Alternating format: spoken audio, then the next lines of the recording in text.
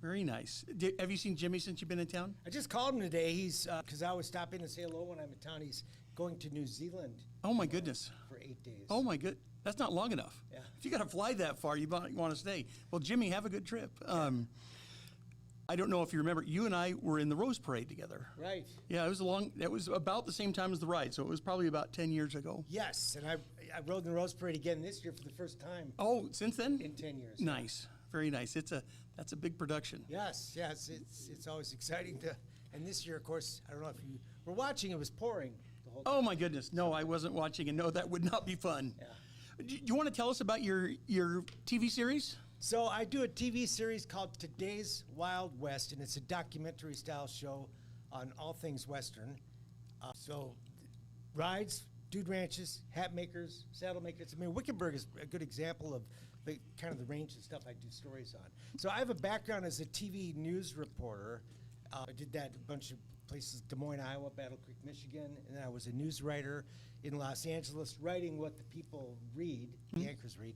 So I've used those skills in journalism for years and years, and then I took the same skills and connected it to my lifelong interest in all things Western.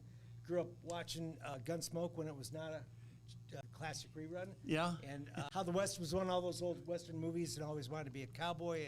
And then in 2015, I went out and actually did a pilot in 1999 a sample show. Uh-huh.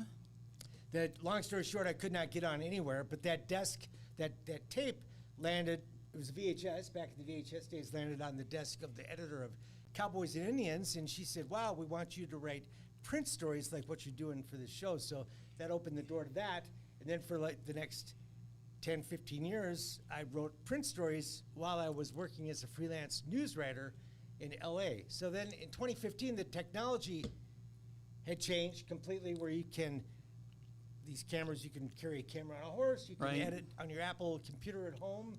And so I started by going back to a lot of the places I'd done print stories on, like the Flying E, and been doing the shows ever since, and still doing print